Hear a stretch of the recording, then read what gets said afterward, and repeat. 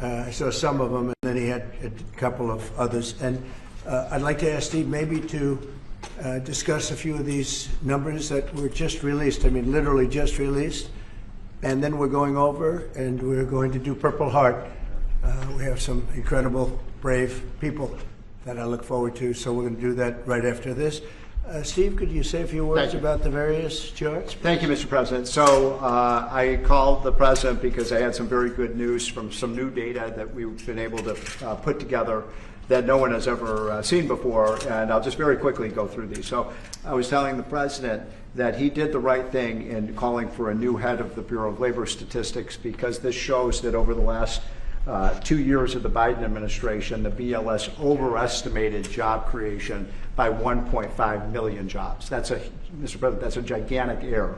And I don't know if she's, I'm not making it. Might not have been an error, that's the bad part. If it was an error, it would be one thing. I don't think it's an error. I think they did it purposely. Whether that, you may well be right, but even if it wasn't purposefully, it's incompetence. Right. Okay, so 1.5 million jobs overestimated. We have access to the some data that no one else does on what has happened month by month with median household income. This is based on unpublished Census Bureau data. It will be released sometime in the next 6 months, but we get an advanced look at it. And so I was telling the President, in his first 5 months in office, starting in January through the end of June, the average median household income adjusted for inflation for the average family in America is already up $1,174. That's an incredible number. Yeah. Just came out. Just came out. So that's a giant gain. And if I would have said this, nobody would have believed me. There's your number. We're doing well. So the next one compares, we finally have the 2024 data on what happened with real family income in the United States. And so what I did was I compared the record in Donald Trump's first term with the Joe Biden first term. And you can see that, by the way, these dotted lines here, Mr. President, that's COVID. So if it had not been for COVID, these numbers would have been substantially better. But even taking account President Trump's last year in 2020, we saw a $6,400 real after inflation gain in income for the average family. And that compares with Joe Biden, which was a measly $551. So, Mr. President, you gain 10 times more income for the average family than Joe Biden is because of your policies.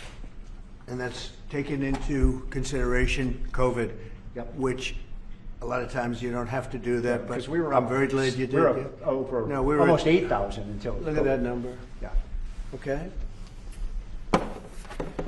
So then we looked at which families did the best. And we have data from the Census Bureau that shows by income percentage. So the 25th percentile is the lowest income, 75th percentile is the highest income. And what I find fascinating about this, Mr. President, is every income group did better. The red is President Trump, the blue is President Biden. Every single income group did better under President Trump. But what's really amazing is look what happened under Biden. The lowest income group lost income under Biden. They were poor 4 years after Biden's presidency. No gain virtually whatsoever for the middle class. And the rich was the only group that did better under Biden, which is ironic because Biden keeps saying he was trying to get rid of income inequality. He made income inequality worse, not better. It was President Trump that reduced income inequality. These numbers just came out, by the way. Yep. And then finally, these are the numbers just I just showed you in percentage terms. Mr. President, these are the numbers in dollar terms. So even the lowest income, 25th percent, gained about $4,000 in income. That's a lot for a lower income family. $6,400 for the middle class and almost $10,000 for the richest. So you can see every income group did better under Trump than Biden by a wide margin. That's the story. I think when you look at them, they're all something, but this one chart really says it better than anything. If you look at this is great, but this chart is pretty amazing right here.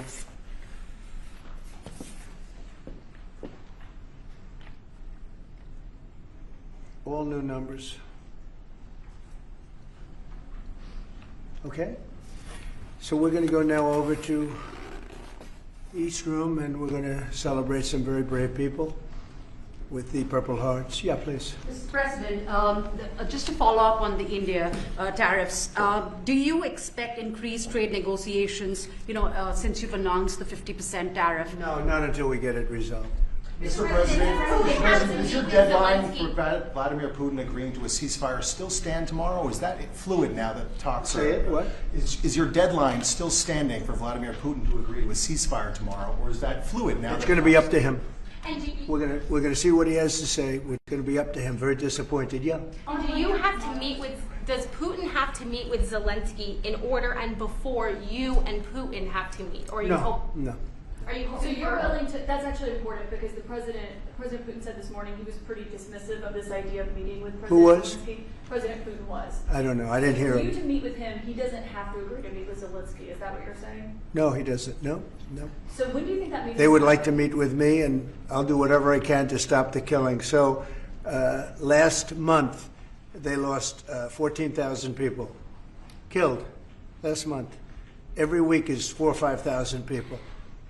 So I don't like long waits. I think it's a shame. And they're mostly soldiers. They're Ukrainian and Russian soldiers, and some people from the cities where missiles are lobbed in, and you'll lose 35, 40 people a night, which is terrible. But no, mostly it's soldiers, and you're talking about, on average, 20,000 a month. 20,000 people are dying a month. Generally young people, soldiers. We're going to, speaking about soldiers, we'll see you over for Purple Hearts. Thank you, press. Thank you. Thank you, press. Thank you, press. Thank you, press. Thank you, press. Thank you, Thank you, press. Stephen Thank Warren. you, Thank you. Thank you, press. Thank you, press. Thank you, press. Thank you, press. Thank you. Keep moving. Thank you. Thank you, press. Come on, guys, let's go. Thank you, Mr. President.